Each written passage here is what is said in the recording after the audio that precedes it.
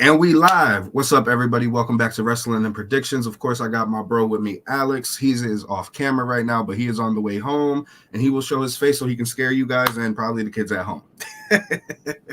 Well, this is why I'm your only friend right now. I mean, honestly, and that's cool. You know what? Because fish are friends, not food, and it is what it is. Shout out to the 7 people here. Love each and every one of y'all. If y'all got any questions and stuff you want us to answer, just drop them in the comments below. And again, I might send the link out and you guys could come join us for the last couple of minutes. Yes, sir. The shush movement is here. Yes, sir. But so yeah, Alex hit me up and he said he wanted to do this. So, that's why I wanted to make sure he was here, because I guess he has some things he wanted to talk about. Because we did watch, I'm pretty sure we both did watch World's End last night. So we can talk about that right now to begin things, because, a lot of people feel up and down about that show. Me personally, it was all right. No, yeah, I saw some people say that it was the worst pay-per-view AEW has produced. Don't get me wrong. There were a lot of matches that I was not hyped about, and I mean, not at all. But all in all, some of the matches exceeded my expectations. Like, let's go right off the bat. The controversial, the devil revealed as Adam Cole. We knew it was going to be Adam Cole. Come on. We knew it was going to be Adam Cole. It had to be. I know some of us were speculating because of his injury, but it was going to be Adam Cole no matter what. A lot of us predicted the Kingdom, which some of us were correct. So Wardlow, the Kingdom, and Adam Cole were the pillars of who was going to be the devil. And go figure. It's all of them. They all turned on MJF. Well, they don't all turn on MJF. The only one who really turned on him was Adam Cole, because, as far as the Kingdom and Roderick Strong, they ain't really mess with him like that, and they always wanted Adam to just turn on him anyway. Mm-hmm. The one that surprises me though was Wardlow, because I was just talking junk about how Tony Khan has just put him to the back burner. The last time we saw him is when he hemmed up MJF, and then after that, it's like, where did he go? So him being a part of it, I actually like. I wasn't expecting that. I was expecting the whole Undisputed era. So Kingdom, the Kingdom, it was like it could have been Roderick Strong. Shout out to him selling that freaking neck brace for as long as he did. Mm-hmm. He sold the shit out of that neck brace. Like he had people in AEW crowds actually wearing neck braces. So it's crazy. But something that did surprise me was Samoa Joe. Jon Moxley is your boy. And this, that, and the fourth. But that match could have happened differently. Oh, there we go. Can you hear me now? Yeah, I was hearing an echo instead of hearing you. That's crazy. Sorry, my bad. I was going to say, now that we have and then Kingston versus Moxley, it was a good match. Not the best match they've had, but I was going to say, were you guys really going to give the Triple Crown to Moxley when honestly he's not going to bring revenue to Ring of Honor? That's only for Ring of Honor viewers.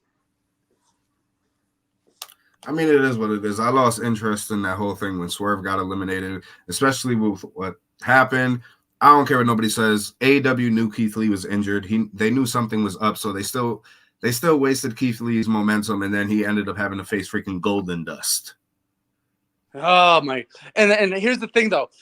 I upset some people when I said that Swerve was in a jobber match, which he was. You can't tell me otherwise. And they're like, how dare you call Dustin Rhodes a jobber? What has he done in the 2020s that mattered? Who really cares about Dustin Rhodes in the 2020s? Like, I'm sorry, he's the least popular Rhodes brother, and this is coming from a Cody hater. And that's what I'm saying. You could have had Swerve go to the finals. Mox didn't need to be there. You could have had him versus Eddie Kingston. If he still loses, that's fine, because you risked it all for the Keith Lee feud, and now we don't even know if we're gonna get that, because who knows? Because Keith Lee talking about he's been dealing with this since 2022. So it's like, again, you're not gonna tell me that AEW didn't know this. Tony Khan, man, you got it. It's good old Tony, right? Yeah, TK, good job, man. So I'm pretty sure we could talk about this too. Pretty sure there's some people here who want to know our stance on the whole Chris Jericho situation. So here's the thing, like almost every single wrestling allegation, this, that, and the fourth, we can't judge until the evidence is, hold up, let me fix this, until the evidence is shown on us. Like, Oh yeah, turn it sideways so they see the Yaga Daga. Yes, sir. so like I said, in this scenario, let's keep it a beam. They should keep him off TV. Don't fire him until there's more evidence prevented that Chris Jericho did the allegations that he did. That way, A, there's no siding with Chris Jericho. B, there's no siding with the victim until there's evidence prevented.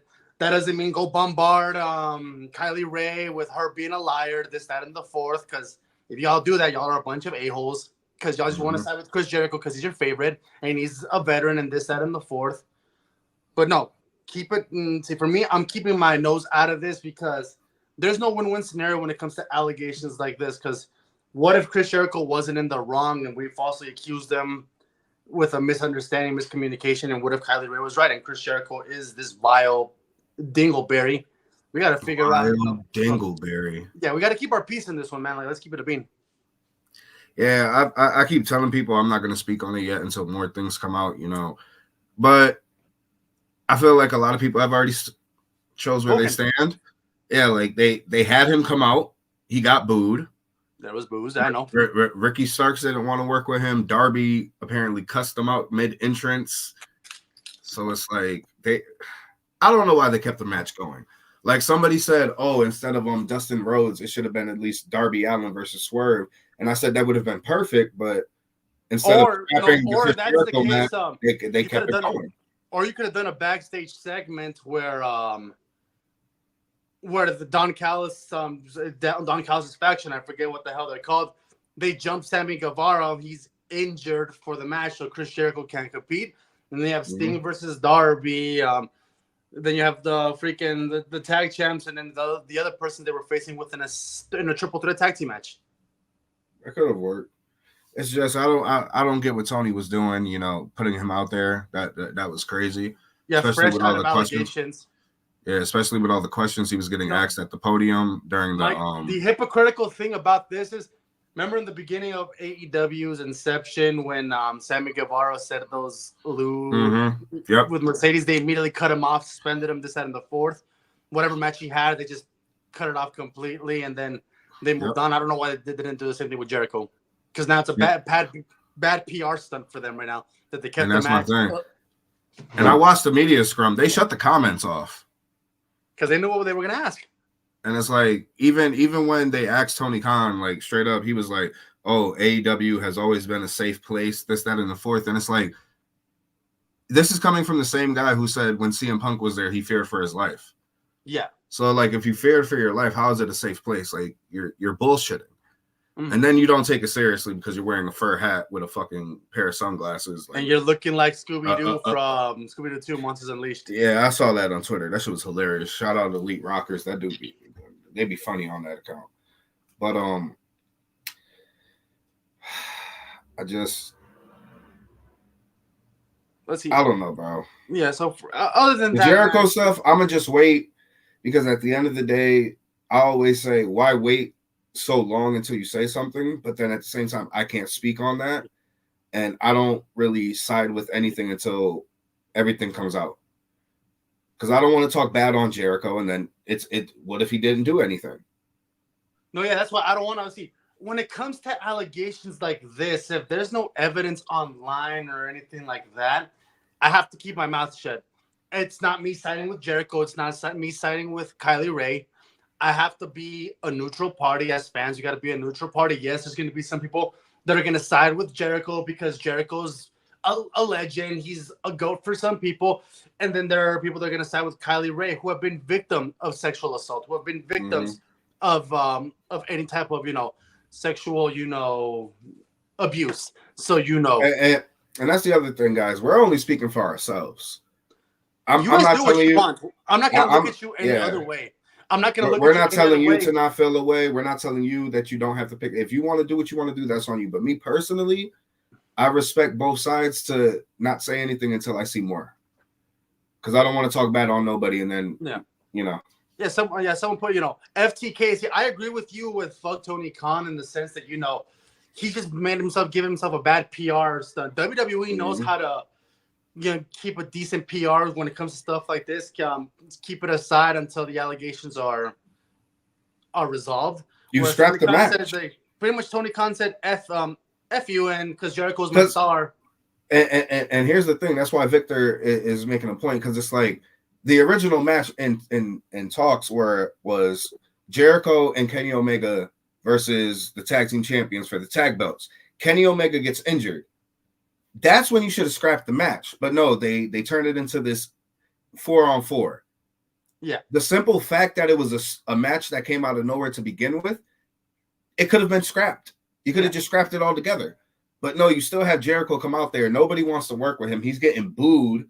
Mm-hmm. Nobody's singing Judas. None of that. So it's like, congratulations, Tony Khan. You look like an idiot. So like, let's not give that match any more attention, because even then the match wasn't that entertaining to begin with. It's just a basic 8-man tag team match. And even if nobody wanted to work it, so it was shit. Yeah. Now the losers bracket 8-man tag team match, another one. I really didn't care about it, to be honest. For me, like this is one of the times where they're like, oh, we pushed Jay White. Guess what? We're bringing them down to the ground once again in a useless 8-man tag team match. Let's see, Bryan Danielson and Claudio are just there doing their thing. God knows what they're doing with Rush, and Rush was one of my favorite signings of. They ain't doing nothing with him, bro. Yeah, so that's why I'm not bothering watching it. So yeah, another one. Those two matches were booked by Teddy Long, because 2 8-man tag team matches. That was just the throwaway matches. Oh, Daniel Garcia was amazing in the match. Daniel Garcia should have already been given a more decent push. He should have been a TNT champion already. So I don't even know what they're doing with Daniel Garcia. Yeah, Daniel Garcia makes me very sad, because he had the perfect storyline to become something big, but they threw him right back into the Jericho Society, whatever bull crap. So ever since then, he's just been. Yeah, that's all he's been. But you bring up the TNT Championship. Mm-hmm. Oh, that match! Oh, that match! First of all, that match, the no DQ match exceeded my expectations. Christian Cage and Corner did a good job. Corner, Perimeter and Catholic. The story was there. They killed it. My only gripe was that table spot was bad. It was really bad. He missed that table spot. Adam Copeland missed that table spot bad. Because I know with the pants that he had, I swear he was gonna get speared through the table. Yeah. But no, he power bombs freaking what's his face, Nick Wayne, power bombs him through the table, but he misses completely. They do that, and then spoiler alert, Luchasaurus with the kill switch clause or whatever it's called after that winning that battle royal. Christian becomes a 2-time TNT champion. Not mad about it, because whatever Christian Cage is the only reason why that TNT championship is relevant, why it's being shown the way it is. Hell, sometimes it's more important than the world title, but I digress. I just wish, like, granted, and again, everybody who is ever here, WWE is predictable as hell as well. Mm-hmm. But AEW is worse sometimes, because you have that 20-man battle royal. Whoever wins gets a contract for a chance at the TNT title. And Luchasaurus is the one who wins. We know what's going to happen right there. So going in, we don't know how they're going to do it or whatever. We just know if Christian loses the title, Luchasaurus has it. You have Edge win. You have him win the title for 3 minutes. I got you for 3 minutes. For Luchasaurus to come down to try to win it, but then for Christian to take it from him to get the title back. It's like, I guess. I guess keep the storyline going, but you could have had him. At this point, you should have just had Christian retain, have Luchasaurus tease little by little, so you can have the break off between Luchasaurus and Christian Cage. Because we know that's coming now. Yeah, we know that's coming now, especially now because you reluctantly give him his contract. So we know that's going to happen. When? Double or Nothing. Who knows? Next pay-per-view at a Revolution. Who knows? Here's a bold prediction before we even get to that part of the video. Yeah. Edge is going to need help eventually. Mm-hmm. And we all know that Adam Cole is now the devil and everything like that. So we still have to find a way for a certain mid-person to come back. I feel like you don't have Jungle Boy come back as the heel persona. I feel like if you are gonna have Luchasaurus turn on Christian, the perfect thing to do that would be having Jungle Boy come back as well at the same time. Yeah. Might not happen, but I that's one of my bold predictions that Jungle Boy is going to come back, help Edge and Luchasaurus, because again, obviously he's going to turn on Edge. I mean on Christian. And I'm gonna lump these two together because I'm gonna say it once and I'm gonna say it again. AEW doesn't make me be interested in the women's division. They don't.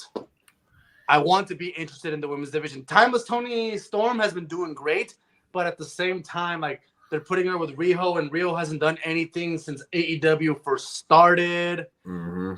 Julia Stark is killing it. She's doing an awesome job with Sky Blue. Her and Sky Blue are doing a good job, but they don't have women that they elevated enough for me to see them as viable contenders for either the TBS title or the women's title. Like, I'm at the point where I'm like, what are we doing? Like, I don't care. Like, I care for your champions because the champions you put are the right champions at the right time. But the contenders are just makeshift, random contenders where I'm like, you want us to care for the women's division. You have the talent, but.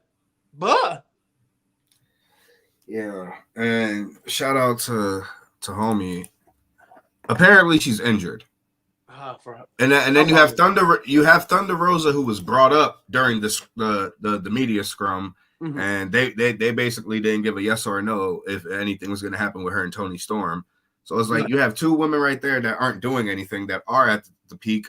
But then you have other women that are being, I don't want to say wasted away in Ring of Honor, but it's like they had a spot on AEW and then like you just put them there and now they can't come back. Like Athena should be. Yeah, Athena should be already. Athena's done already all that she could for the women's title. Hell, we saw her wrestle at Supercard of Honor and we're like, no more. I think she's done with it. And that's what I'm saying. It's like you got certain people that can come up. That's why, again, I don't think even if Mercedes don't go to WWE, I don't see her going to AEW. I just don't. No. It's terrible. But when it comes to Tony Storm, she's doing amazing with her character. Like, at least their world champion is something good, because it used to be the whole division was mid, the champion was mid, so on and so forth. No, yeah, because she developed a character, which, when I tuned in a while back for AEW, I saw this character. I'm like, yo, this is entertaining as hell. She's AEW's Marilyn Monroe, and she's playing it perfectly. And then when it comes to Julia Hart, it's like you said, granted, she deserves it. She's that champion, but everyone below her is like, eh. And it's like, how long are we going to stretch it out until Sky Blue turns on her and then she gets the title, and then where do we go from there? No, at this point, it'll be a Sky Blue babyface turn, because you can't boo her. I mean, she's got that, adorable, plucky personality where you know that she's gonna get pissed off and frustrated with Julia Hart, and then boom. It's just, I don't get it. But with AEW, man, like I said, the pay-per-view as a whole was okay. The biggest shock though is the fact that Samoa Joe actually won. Yeah. Oh, and then just to run this quickly off, Miro versus Andrade. I know Miro was gonna win, and his wife and them were gonna reunite. Andrade, can't wait to see you in WWE and either joining Legado del Fantasma or the LWO, because I want to see Santos versus Andrade. That's just me. Yeah, that's gonna happen, bro. He's gonna go back with Selena Vega, bro. So he's gonna go back to the LWO. They need a leader. It's not gonna be Carlito, because I don't know what happened with that. They just scrapped that. Like, damn, hurts my feelings, but it is what it is. I know you were gonna be the leader of the LWO, Axel, but you weren't ready.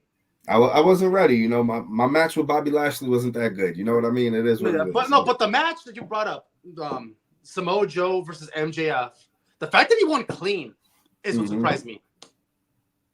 That Samoa Joe won clean. Don't get me wrong. I'm happy for Joe. I'm happy that they surprised us with this. But with the whole storyline that they had with the Devil, I kind of felt that it would have made more sense if there was shenanigans involved without it making it feel that Joe was involved in it. It was just surprise shenanigans, and then Joe just capitalized on it. Yeah, like, I get it, but like, he could have capitalized on turning on MJF regardless, like you said, without the working with the Devil. So now it's like that's automatically done. So my main issue is, what's Adam Cole's goal now? Like, so you don't want to be the world champion, obviously.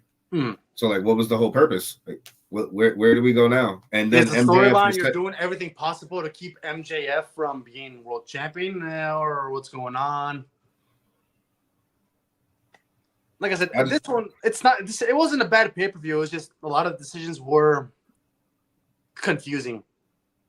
Yeah, like I said, he's about to have time off of TV, so I don't know what they do until MJF comes back. And then again, what is Adam Cole's purpose? Because he's still injured, so it's like he can't do nothing again. Yeah, and then there's no way they're gonna have like the Devils go against Samoa Joe. Like, who's gonna go against Samoa Joe? Are we gonna turn him babyface? Not babyface. Are we gonna turn Swerve? Is Swerve a babyface or a heel? He's a heel, but he's a likable heel. So yeah, like at this point, you could turn him babyface real quick if you have him get like choked out by Samoa Joe. Yeah, because I'm like, who do you have Samoa Joe's next feud with? Since MJF's gonna take some time off, or unless taking some time off to figure out his contract signings, because some people are saying that he's signed with AEW again, or he's gonna be a free agent, so nobody knows. Even if, bro, I don't see him going to WWE. Not anytime soon, right? I don't see it right now, bro. It's too early. They would put him in NXT, bro. I'm sorry, they would put him in NXT. Probably, unless if they did it now, they would put him in NXT. But let's say 3 or 4 more years he's with AEW, then he comes back, main roster. All right, so I already recapped AEW, so let's get to the topic at hand of why we're here. 2023 was a crazy year for wrestling, bro. Should we start from pay-per-view in order or the elephant in the room? I mean, we could go in order. We could go from January, the Royal Rumble, the Elimination Chamber. I know the what I feel was the peak of the Bloodline. Oh God, that storytelling was perfection. Royal Rumble winners aside, Cody, predictable. We knew this. Yeah. Rhea being the dominant Royal Rumble contender, she did amazing, and yeah, Mid Morgan did some things there too. But I digress. Don't curse at me, bro. Yeah, like I said, the stories, the Sammy's saying, pretty much conflict that he had in that match was beautiful storytelling. You pretty much had Kevin Owens crucified right there, about to get whacked, and then Sami Zayn just boom, all of us jaw dropped. Was good. The Royal Rumble, other than the predictable men's winner, and Rhea was predictable as well. She was having a year where it's like, I mean, if you don't give it to her, who the hell else do you really give it to? It was predictable, but the fact that we didn't expect her to be number one, and and the dominance that she did, and being there the longest time in women's Rumble history, being there as long as standing women there. So that part was the unpredictable part. Her winning, Cody winning, was predictable. It was. Let's see. Elimination Chamber. First and foremost, the seats to see in Logan Paul versus Seth Rollins. I know a lot of people didn't care or were annoyed that people thought at the time, that they were just wasting Seth Rollins' potential. You were one of the optimistic ones that you were excited for this match because they were going to deliver no matter what. And you were being patient that something was going to happen for Seth Rollins down the line. So him not winning the U.S. title was needed, especially because Austin Theory was in the match, so you wanted Austin Theory to win regardless. So that thing, Sammy versus Roman's match, we knew Roman was going to win. Don't get me wrong. We knew Roman was going to win. But it was also at the time where we thought, what if? Just the biggest what if when Sammy and Roman signed the contract, Sammy won. Paul Heyman put the contingent like, oh, didn't I tell you? You were only going for the Universal title, not the Undisputed Championship. And then we could have had Roman versus Cody for the WWE Championship. And then who did we want for Sammy for the Universal title? Oh, no, we're going to do a two-nighter. We're going to do Roman and them with a two-night shenanigan. We're going to have Roman do a double duty. Because it was supposed to be The Rock. As we all know, that didn't everybody happen. Back in January, the whole Rock coming back situation was very big, too. The electricity on the Royal Rumble poster. Later down the line, we find out there were talks. The Rock was supposed to come back. He said no. Now it all makes sense on why Cody didn't win, why he didn't finish the story, because he wasn't supposed to be in that situation to begin with. But, we got what we got. and again, Elimination Chamber. We all knew Sammy wasn't going to win, but the storyline development was amazing. Like they had moments where we thought, maybe, and it was finally what a lot of us wanted, including myself. We got the implosion of the Bloodline. Now let's talk about the events we attended, night 1 and 2. Yes, sir. Right off the bat, wrestling aside, April was the highlight for all of us as friends. A year in the making to hang out with us and meet each other for the first time in person, which, spoiler alert, we're going to do it again in May to hang out with each other once again. Because at this point, if we do it once a year, I think that'll be worth it. But yeah, let's see. Night 1. We were there for every single emotion. See, as a fan, I've said it once. When it comes to WrestleMania, you have to throw away the smarky fan aside. Just be a wrestling fan enjoying the show. And you are going to have an amazing time. Perfect example. Our buddy Josiah heard John Cena's theme song live. Brother broke down into tears. For the first time ever. Never seen him live in his life. Yeah. Me. See, I got to witness something I never thought I would hear live in attendance. I would only hear in DVDs or watching old pay-per-view events.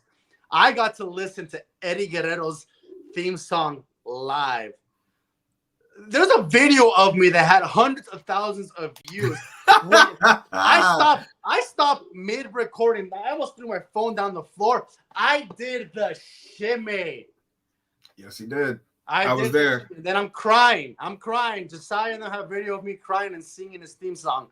But like I said, WrestleMania was an amazing show for night 1. Seth and Logan over-delivered. They exceeded my expectations on what they did. But then I had to realize who it is. It's Seth Rollins. Seth Rollins is amazing. And Logan Paul adapts really quick in he's really into what he's doing. He was training with Shawn Michaels at that point too, and like nobody wanted to give him a chance, bro. I remember everything, bro. Yes, they did great. And then us seeing Rhea defeat Charlotte, that took forever. I'm like, when is this going to happen? Yeah, that was the slow point. Like that match took a minute. I did not expect that match to take so long, but I guess they were telling so much story and all that. Yeah. But that top rope riptide was dope. I will give her that. That top rope riptide to win, she did a great job. But us geeking out when Sammy and Kevin finally won the tag team titles. Bro. All of us, bro. That match took a while too. Because it's like we really didn't know, bro. Like, are they really gonna do it? Are the Usos finally gonna lose? Is this finally gonna be the end of the Bloodline, or do the Bloodline get 2 wins back to back in main events at WrestleMania, and then we have to live with that bullshit and all that gloating? No, yeah, but once you saw the triple haluva kicks done, where it was pretty much our version of "I'm sorry, I love you" that he did to Jey Uso. He ended it. We all erupted. It was a solid matchup. Night 2. Well, it was a different feel than night 1. That's what I liked about the 2 night events of WrestleMania. They felt completely different. Especially the fact we had different seating, so yeah, we actually got to feel the left side of the arena and the right side. So that was different ambiance and everything. Let's see, Brock versus Omos. This is what we expected. A big meaty man just throwing each other around. That slapping that meat. You feel me? No, and now if you want to talk about big meaty men slapping meat, that triple threat match, man. Which is, if you guys are wondering, my match of the year. I don't care. I was telling Malik back when PC wrestling was still a thing. My main thing when it comes to matches is unpredictability. You went into that match. It was when Drew McIntyre deserved an Intercontinental Championship or a championship in general. Deserved it. It was when Sheamus deserved it because he could have been a Grand Slam champion. He's been there for years and never won it. Gunther was going to break the reign. And that was before it was even talked about, bro. It was thought about. So you had unpredictability. We had no clue who was going to win that match. Because not a single slight. I know for that match, Josiah was the only one rooting for Gunther. I was rooting for Sheamus. I was rooting for Sheamus. None of us were rooting for Drew McIntyre, so that tells you a lot. No, I think Ant was rooting for Drew. Yeah, Ant was rooting for Drew. So you and me were Sheamus. Josiah was that. It got to the point where after the match, we just did the Gunther post together because it was that good of a match. I wasn't upset about the outcome. It was big, meaty men slapping meat, the unpredictability, and it shows that you don't need spot fest or 477 splashes to have a good match. Just have two brute motherfuckers, pardon my language. Oh, wait, we're not in PC wrestling, so I'm good. Yeah, we're good. Beating each other up or destroying each other. That was the epitome of big, meaty men slapping meat, and it was amazing storytelling. They were slapping all the meat. Y'all can say pause, whatever y'all want. They were slapping every single bit of meat. Bianca and Asuka, your opinion on that match because you were there. Listen, man, it was at a point where Bianca was going to beat the record, so I had a big, strong feeling that she was going to win the match. But what made the atmosphere a lot better were the two fans behind us, the boyfriend and girlfriend who were Asuka fans and everything, and they were talking all that shit all that time. And then once Bianca won, they was quiet. And I jumped up and said my bullshit. I don't care. I paid so much money for these fucking tickets. Y'all can tell me, oh, sit down. Nah, y'all can't tell me shit. I was going off. The biggest letdown match for me was the Hell in a Cell match. Yeah, the fact that Finn Balor didn't get that W. And then they had to stop it because he got cut really bad. Yeah, he did get cut very bad.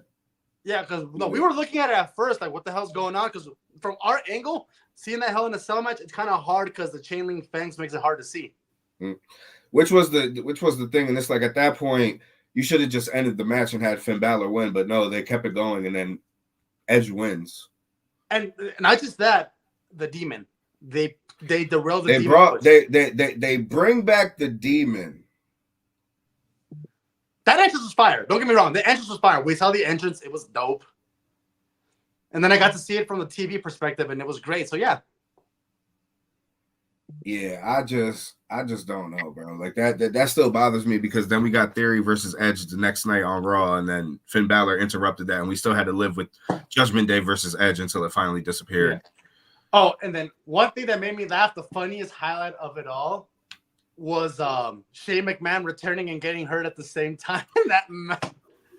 It was the simple fact that we went in that night and the DJ was playing Shane McMahon's music, and I'm like, yo, bro, just imagine, like. Yeah, you were talking about it all the time because we were just hearing them play the theme song because we were hearing Roman's pre-entrance theme song. We were hearing the pianos.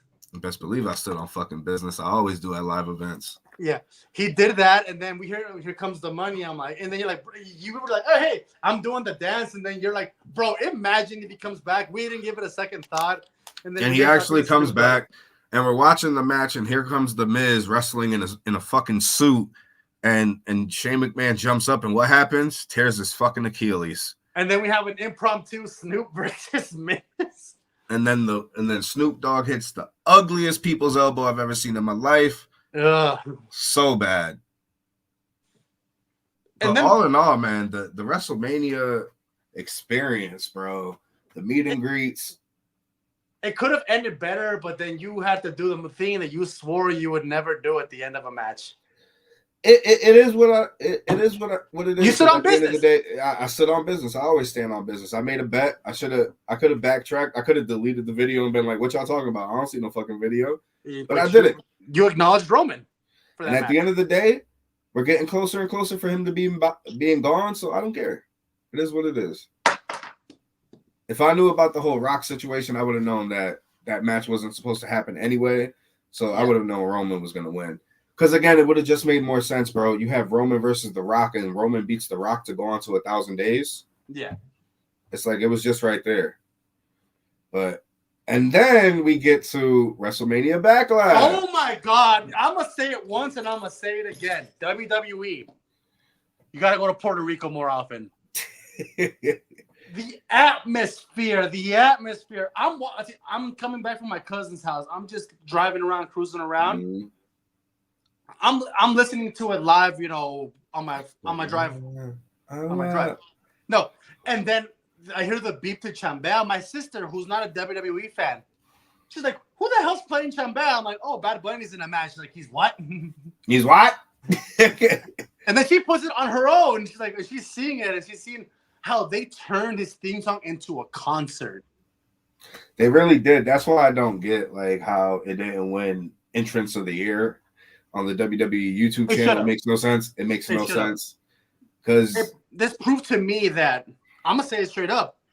Puerto Rico beat Philly and Chicago in terms of fandom.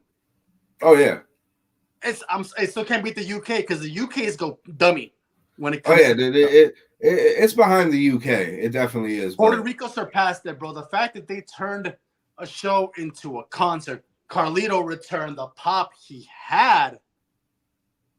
the return of basically the LWO getting more members, everything like that. Yeah, dude. The fact that even Seth Rollins made Omos look good in that match. Yeah. That was still such a random match, but now I see why they did it because Seth Rollins he competed in every single premium live event this year. So yeah, good on him on that. I guess that was a goal, so they had to do something. Yeah. And then of course you had another match of the year, which was Bianca versus Io. Io actually making the fans turn on Bianca, which is insane. Oh my god, the fact that I heard boos, I'm like, oh. I was like, wow, okay, Io, you doing something. But of course, Bianca still won. You already know what it is. Yeah. And then let's see. After that was what? Money in the Bank? I want to say it was Money in the Bank. I don't remember much about it other than Damian Priest winning, which is cool. Which was cool. I mean, it was the rise of LA Knight. You know, a lot of people were upset that LA Knight didn't win. I was kind of one of the ones where I'm like, I wanted LA Knight to win, but I wasn't fully upset that Damian Priest won. I'm like, okay, cool. Yeah. We were at a point where a lot of people were like, well, that's it. He's buried.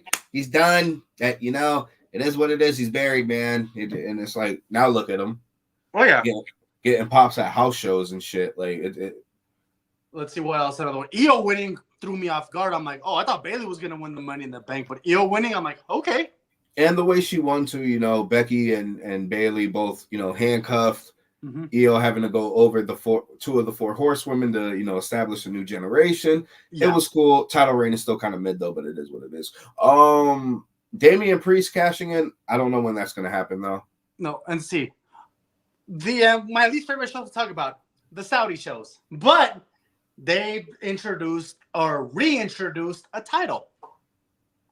They brought back the World Heavyweight Championship. They modernized the big gold belt, which at the beginning I wasn't a fan of just because they had the big WWE logo in the middle. To me personally, they could have taken that off, just have it on top and just make it look like a modern version of the big gold belt. But it's, it's rubbed off on me. I don't mind it anymore. And the two people that no one would ever get upset about who was the inaugural champion were the final two between AJ Styles and Seth Rollins. Mm-hmm. So you couldn't have been mad on either one of them, but everyone's more leaning towards Seth because Seth earned it. He was carrying the company without a championship. He carried Raw as a mid-card United States champion and no championship at all. Yeah. So a lot of us also thought Cody was going to win this belt. We thought, like, oh, this is going to be his payoff. This is going to be the story. That little series was terrible where we're like, there's no way that they just made this other title to be like, okay, Cody, here you go, man. Oh, another thing that we forgot to mention over the couple ones, Brock versus Cody was a thing. That was so random. And that's another reason why I believe that The Rock was really supposed to face Roman. Because after Cody lost, they didn't have nothing for him, so they throw him in a random feud with Brock. Let me tell you, bro, because I was at the Raw after Mania. I wish I had my money back. I never wanted a refund so bad because Seth Rollins was supposed to have a promo. Remember, this is when Vince McMahon became head honcho once again. Yep, we were all upset and all. Oh man. Yeah, and that happened. Seth Rollins was in the ring. He was going to cut a promo on Logan Paul. Yep. But they cut his promo. I remember that, yo. I was there live. He's talking to one of the producers, like, "What am I doing? What am I doing?" They go back together, and here's I'm like, "Oh, okay." Oh, okay. So yeah, that happened. Let's see what else happened. They built up Nakamura to a main event threat once again. Now I care about Nakamura. I haven't cared about Nakamura since 2017. All they had to do is just give him subtitles, bro. There's nothing wrong with that. Yeah, and now he's in a feud with Cody, which I don't mind. I mean, again, you got to have Cody do something to fill in so he can finish the story. So, I mean, Him versus Nakamura. Nobody predicted that. Nobody thought Nakamura was talking about Cody. So there's that. About Cody. We all know who he thought he was talking to. We all thought he was talking about Phil, but we'll talk about Phil later. We're getting there. But then what else happened after that? We got the implosion of the bloodline because at the Saudi show we had the tag team match with Jimmy and Jay. Or I think. Oh no, that was Money in the Bank. That was Money in the Bank. That was Money in the Bank where Jimmy and Jay finally pinned Roman after 77 years. Yep. 77 years. I thought it was 85, but pretty much almost. Yeah, so that happened. And then what I got soured on was Jimmy turns on Jay just to go back with Roman. I'm like, what? It still doesn't make sense to this day, bro. I'm like, make it make sense because I'm trying to make it make sense, but the math ain't mathing. The math wasn't mathing at all, bro. Like, it made no sense. And then Jay leaves. And then we get further into the year. We get into October. Because SummerSlam comes, Jimmy turns on Roman to turn back on Jay, and then goes back with Jay, but then Jay leaves, and then we get Jay and Cody Rhodes as tag team champions. Oh my God! Even though that was the most random tag team championship match, that post interview was the most meme thing for 2 weeks. No, yeah, that was terrible, bro. Not terrible, but it was terrible in a good way. Like the fact that they were so gone, it was like, yeet. Do you feel him, sir? That whole thing was. We took some libations. I'm like, bro, this ain't beer. What you take? Y'all was popping bottles and champagne on some Austin Theory stuff, man. Yeah, because I'm like, bro, this ain't beer, man. I'm like, beer does not do that to anybody. I'm not like, eat.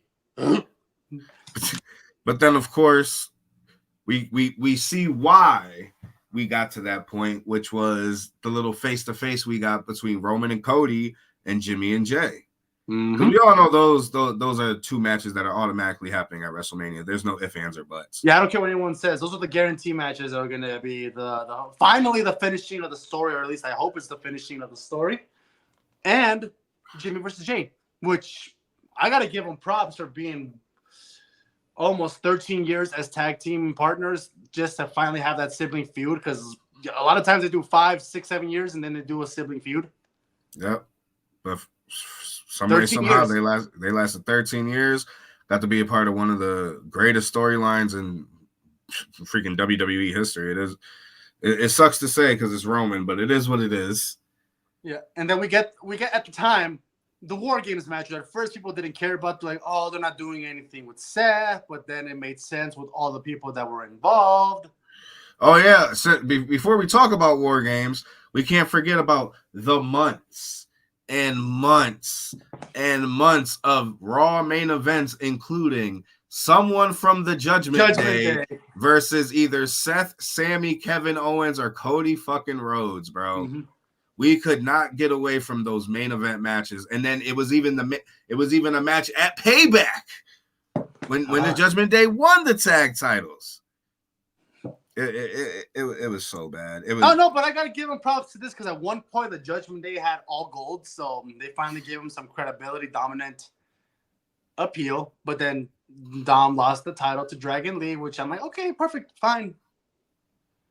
I'm just that's another thing. The growth of Dominic Mysterio, man. That we thought he was just gonna be some little puppy toy or something at the beginning. Patience was key. Nah, because us seeing his entrance at WrestleMania, coming out of a SWAT car in handcuffs, and his dad's Halloween Havoc tribute mask. Yeah. That, and then the fact that he looked just like him. Like, granted, without the mask, he still kind of looked like him, but when he had that mask on, he looked just like Ray. It's crazy. No, but yeah, so that Dominic Mysterio is pretty much rookie or pretty much one of the wrestlers of the year for how he developed from people not really caring about him to getting so much boo that they switched it from X-Pac heat to Dominic heat. I would really say if they had a most improved, it would have to be Dominic. Oh, yes. His in-ring skills changed tremendously. But by far, the character growth, amazing. Mic skills, I mean, homie could barely speak on the mic, so you can't say much on that. But for what character he is, he's Reyes Cook. He's Reyes Cook. Yeah. So from the promos he has, it makes sense why he talks like that. Mm-hmm. Whenever he can talk. Yeah. And then I want your take on this one because I made a video about it. During after All In from Wembley Stadium, a certain event happened where a certain wrestler pretty much got ousted and exiled from AEW, and you were one of the few that stood on it, that swore he was gonna go to WWE, and you were gonna cheer for him. Mm-hmm. And then you see that at Survivor Series. Like, what was your thought process once you heard that static? Now here's the thing. Ever since the first situation, not even the first situation, because I could care less, because I was happy for him to come back in AEW, but then he fucked up. He did what he did. I was like, you should have been more professional, stuff like that. And I just wasn't rocking with CM Punk. Then Tony Khan keeps him, makes a show called Collision instead of firing CM Punk, and he keeps him. And I'm like, okay, whatever. I'm still not going to care about the guy. But then, as we all know, like you said, All In came about, and you start hearing other things, how he wanted to fix stuff with the Elite. Yeah. And then you find out that he gets sent to go to Wembley, and he gets stranded. Because you hear that certain people are playing favorites when it comes to the Young Bucks and when it comes to Kenny Omega, so they're fucking over CM Punk. You're hearing that CM Punk had to go to fucking take public transportations and ask fans, and who knows what could have happened to him. Anything could have happened. He had no protection or anything like that. And I'm just like, what the fuck is going on? If you kept him, and if you made his own show and all this shit, you should have everything like settled. There should be no favorites. Yeah. Like everything should be working out perfectly. So it got to the point where it's like, okay. And then Wembley happens, and you hear Jungle Boy thinking that, because he's a pillar, he thinks he could do what he wants. You hear that CM Punk was just trying to give him advice. And we hear about the swing heard around the world. Yeah. Tony Khan being scared. CM Punk gets fired. Yep. After that, I was all for it, bro. I keep saying it. The time to have fired CM Punk was after the media scrum. But instead, Tony Khan thought about money, made a separate show for him. So the people who likes him goes there. The people who don't like him stay on Dynamite. So at that point, I was always on CM Punk's side, because what do you want? Y'all should be mad at Tony Khan for keeping him, giving him his own show. Eventually, all them people were going to have to be in the same building eventually. Yeah. And look what happens. And now CM Punk is back in WWE. The static hits. I couldn't believe it, bro. After all the subliminals, all the videos I made like about 15 to 20 of them bitches. It's insane. To see that there was 10 minutes left. And I'm looking at Monique, and I'm just like, she's actually the one who pointed it out. She's like, yeah, but there's 10 minutes. I'm like, yeah, but they could have rushed through. The matches could have been shorter than usual or whatever. And then they do the wide shot. And I'm like, all right, yeah, it's over. And then when I hear the static, bro, you can see the video on Monique's page. I lost it, because all the hate I was getting during the whole CM Punk stuff was outrageous. So much hate just for me predicting that he'll come back. Just for me taking the smallest subliminal messages and being like, yeah, he's coming back. Oh, you're stupid. He'll never come back. You're a fucking idiot. Why would he go back to WWE? WWE's not going to do that. He's a cancer. He's this. I can't wait to come back to this page when he doesn't come back at Survivor Series. Blah, blah, blah. So even all that emotion, I'm just like, yo, it was all worth it. No, I see. Because for me, here's how it happened to me. I see the match, or I see it pan out.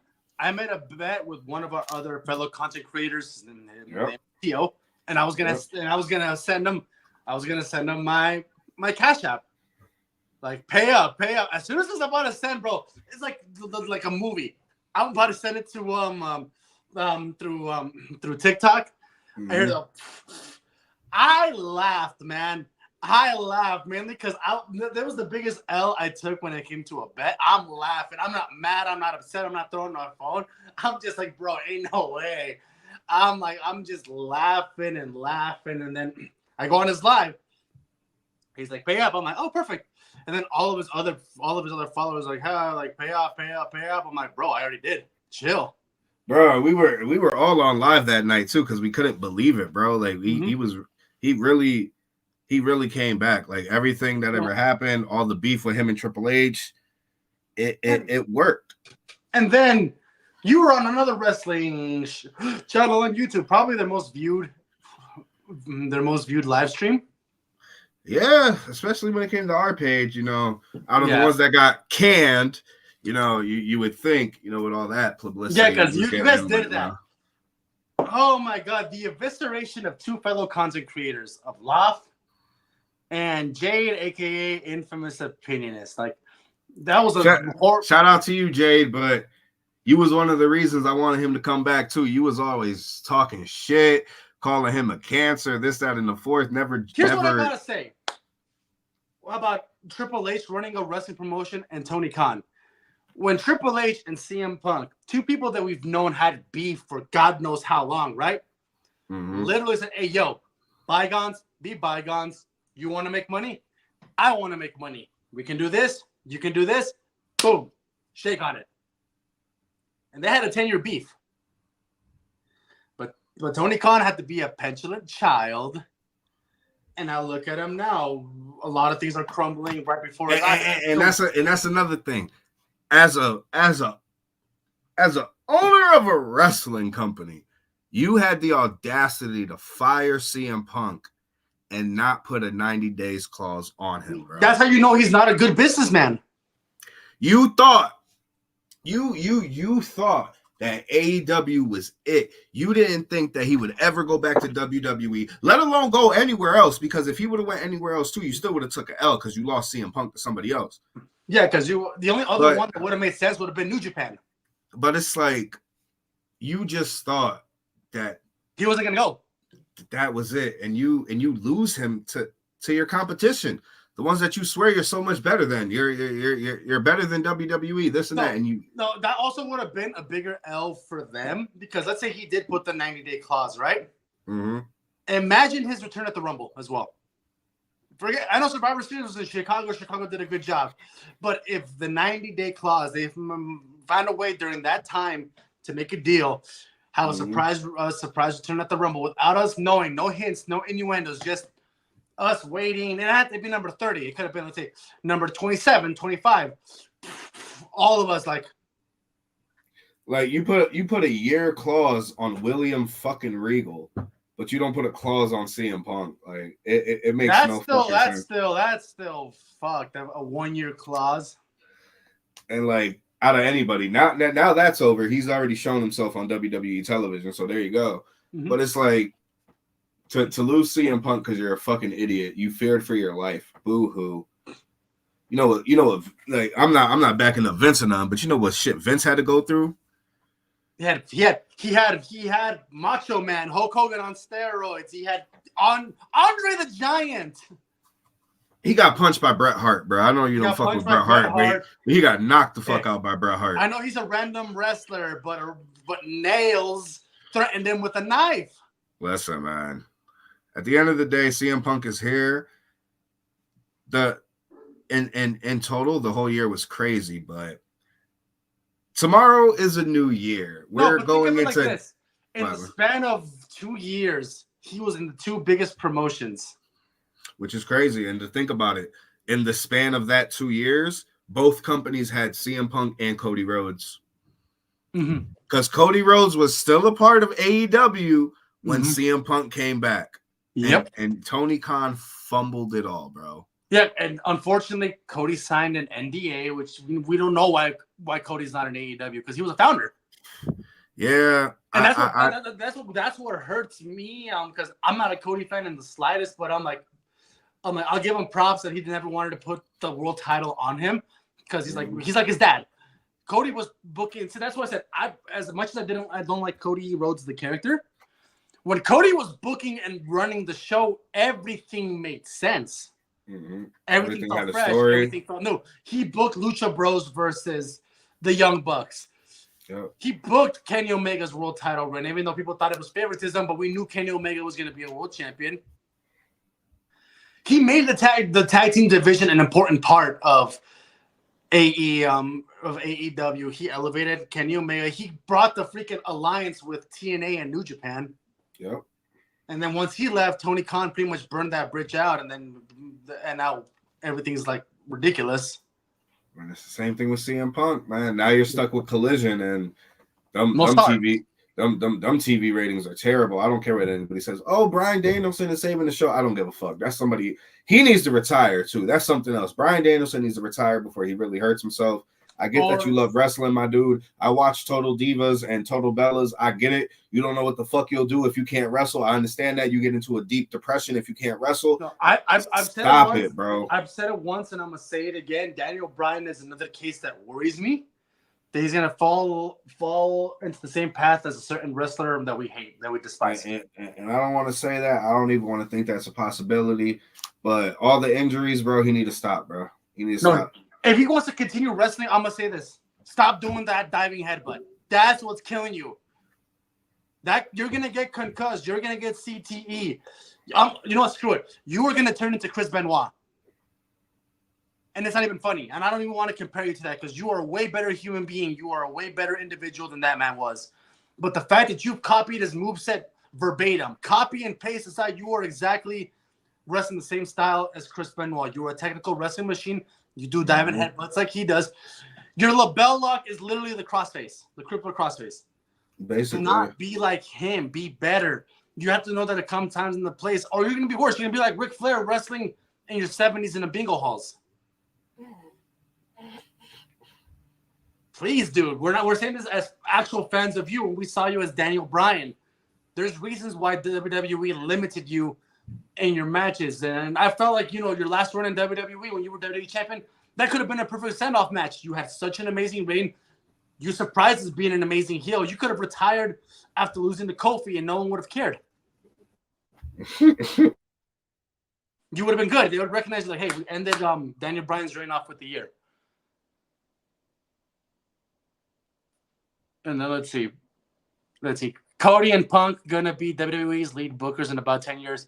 I don't know about CM Punk, but Cody probably, because Triple H is a fan of old school wrestling, and who knows a lot about old school wrestling than the son of a plumber. Well, the grandson of a plumber, sorry. And then, where do y'all think Mercedes is coming back? Ax, we've seen these already multiple times on social media. Where's Mercedes going? Because apparently there's a fallout with WWE. I know she's not going to go to AEW. Does she go to New Japan?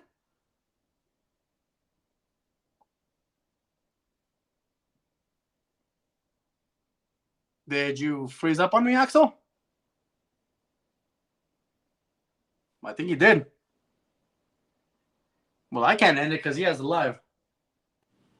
There we go. Oh my goodness. So yeah, I got like 2% on my phone. So before we go, guys, me and Alex are gonna do the one thing, and that one thing is bold predictions, guys. Ooh. Alex, I need your boldest prediction for 2024.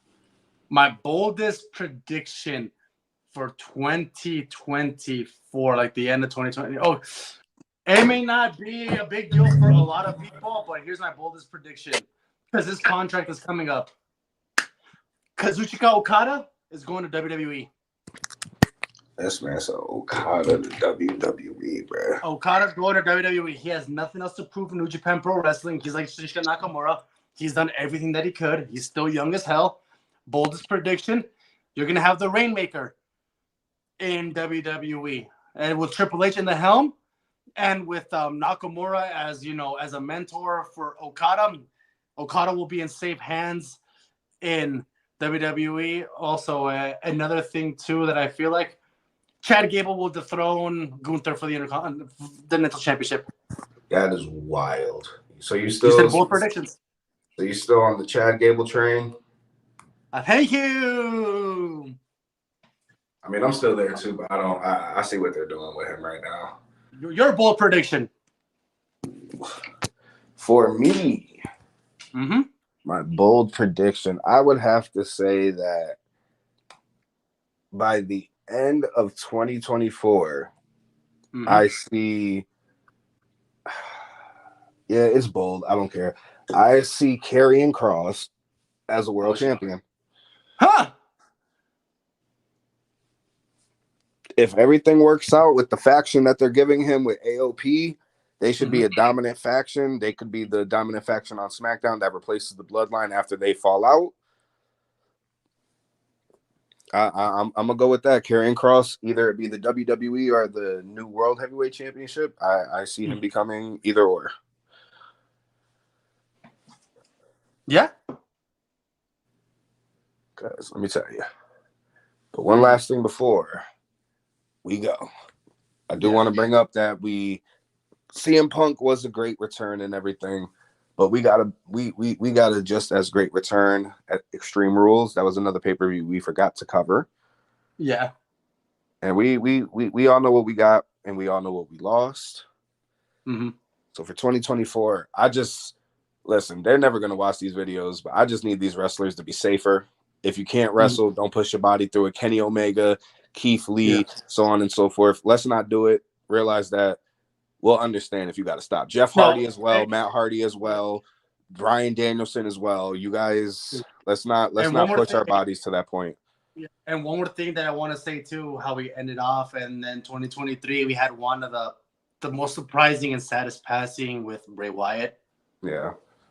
And I'm gonna say this straight up because they did it with Eddie Guerrero when he passed. 2024 put Bray Wyatt into the WWE Hall of Fame. Yeah, that's the rumors going around right now. And if anything, I hope they're not rumors, and I hope it's the truth because he deserves it, man.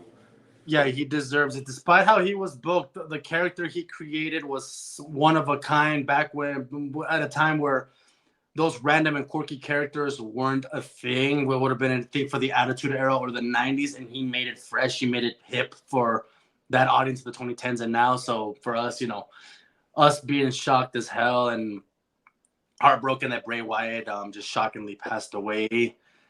2024 should be inducted into the WWE Hall of Fame. I don't care if he's a headliner, great. If he's not, just put him in the Hall of Fame. He deserves it. Yeah, we need that. But guys, we're gonna let you guys go because obviously it is 6:00 at where I'm at. So it's getting closer and closer to the new year. So we're gonna let you guys go. But I just thought about it, and I'm going to try to go live after day one tomorrow because there's gonna be a lot of shit that's gonna go on day one. Does Damian Priest cash in? Does he cash in successfully? Depending if I can get tickets because they're in San Diego. If they are affordable, you might see your boy at day one live and in person. Hey, listen, you got one day. I got a couple hours. You got one day till day one. I mean, not really, because you could buy the tickets last minute. People always have resale. I'll probably do that too. Listen, man, ain't nothing wrong with it. You know the good deals we be getting when we do that. Oh yeah, that's how we got a lot of good. That's how we got freaking stand and deliver tickets for Josiah. Yeah. But all right, guys, until next time, again, hopefully I can go live after day one so we can talk about it. We're supposed to get Batista or somebody back. I feel like a lot of crazy shit is about to happen to start off the year. So until next time, y'all be safe. And Happy New Year. And Happy New Year. Play with some fireworks.